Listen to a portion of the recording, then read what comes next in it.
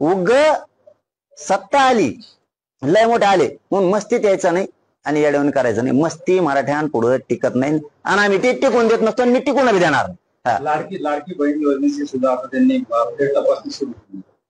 तपासणी परत तर आता 21 रुपये द्यायचे म्हणजे आता 8 नियम आता ते कडक करणार. अरे ते लय चाबरे आहेत. मी त्या टायमाला लाडक्या बहिणी म्हणलो होते असे चाबरे आहेत. पहिले अगोदर यांच्याकडे आठी फटी काही नसतात, कप वाटी देत. हा कुठून आणते तो, कुठून पैसे बी आणते तो. ते आकडा इकडं पांढरे डोळे होते तिकडं. इतके 1000 कोटी आणले वाटीले, कुठून आणले? एकाने घरी केलं नाही, वावरही केलं नाही, कोणचं नाही. सगळ्यात वावर जसं तसेच आहेत. पुऱ्या मंत्र्याचे, आमदाराचे, मुख्यमंत्री, उपमुख्यमंत्री, गृहमंत्री सगळेच वावर तसेच आहेत. बघ पैसे आणले कुठून? इतके आमचेच पैसे आम्हालाच वाटी देत आणि आम्हालाच म्हणते इतक्या लाडक्या बहिणीला वाटले. आता बंद बी केली दिसती. आटी घातल्यात म्हणल्यावर आता काय भेटायचं नाही. त्याने आटी अशा कशा घातल्यात काय माहित. अशा आटी घालायला पाहिजे की ज्याला घर असन त्याला देण्यात येणार नाही, अशी आट असायला पाहिजे त्यांची. म्हणजे लय हुशार समजते स्वतःला. म्हणजे ते असेच आट काढू शकते ना ते. ज्याला घर आहे त्या लाडक्या बहिणीले, आता सगळ्या लाडक्या बहिणीले घरी, मग कोणाला देतो? तुला घेतो घ्या त्याला.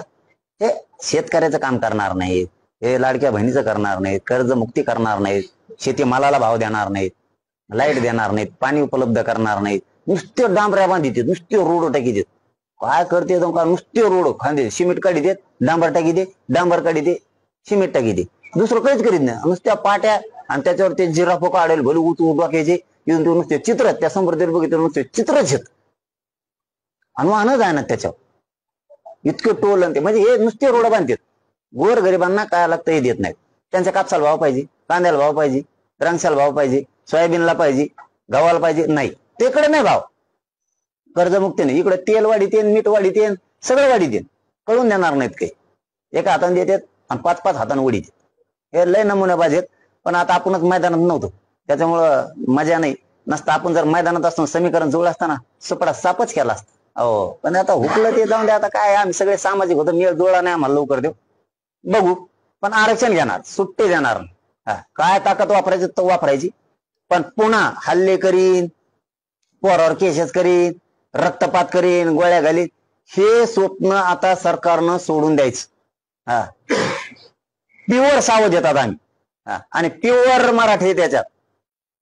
एवढं ध्यानात ठेवायचं, नादी लागायचं नाही मराठ्यांच्या. आता जेव्हा लाठीच्या काही सुख नाही. मी परवा तुळजापूरमध्ये सांगितलं, कोणी असला आम्हाला सुख नाही. 75 वर्षापासून आम्हाला लढावंच लागतं आणि कोणी पण येऊ दे, आम्ही घेणार. सोशल मीडियावर एक चर्चा अशी केली जाते की जे भाजपला जे मतदान गटा एवढं मिळालं आणि एवढं यश मिळालं त्याला कारण आपण आहात. कारण आपण सुरुवातीला लोकसभेला असताना भाजपचा चांगला विरोध केला होता. मात्र यावेळी आपण एक भूमिका घेतो, ज्याला करायचं त्याला करा, आणि याचाच फायदा ओबीसीने घेत एकत्र एकट्टा मतदान भाजपला केलंय. त्यामुळे सोशल मीडियावर तुमच्यावर खास टीका होतीये, कसं पाहता येतं? आणि माझ्यामुळे भाजप सरकार आलं कसं काय होत? नवीनच आली सिस्टम एकत्र झाले. अहो जाऊ दे, आता ते विश्लेषण तुम्हाला एखादी सांगन काय काय झालं आणि काय काय काय नाही झालं. पण माझ्यामुळे भाजप आलं हे नवीनच शोध आहे आता. पण मी मैदानात नाहीये, माझा समाज पण नाहीये. कोणी आला तरी आम्हाला लढावंच लागलं असतं, हे आमच्या लक्षात आलं होतं आणि आमचं समीकरण जुळलं नव्हतं. त्यामुळं विनाकारणच जे लोकसभेला सांगितलं तेच विधानसभेत मला की आम्ही लढून मिळू. आमचा शेवटचा खरा मुद्दा सांगतो तुम्हाला, आमच्यासाठी राजकारण महत्वाचं नव्हतं, आरक्षण महत्वाचं होतं.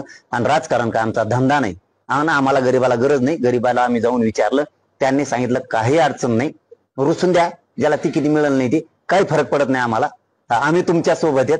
गरीबाला आपल्याला आरक्षण पाहिजे, राजकारणाचे देणं घेणं नाही. तुम्ही म्हणता आणि त्या लढ्यात उभा राहायला मी तयारी, हे मला जाहीर मराठ्यांनी सांगितलं. आणि तुम्हाला ते सामूहिक आमरण उपोषणात दिसन सरकार गुडघ्यावर टिकेलेलं मराठी.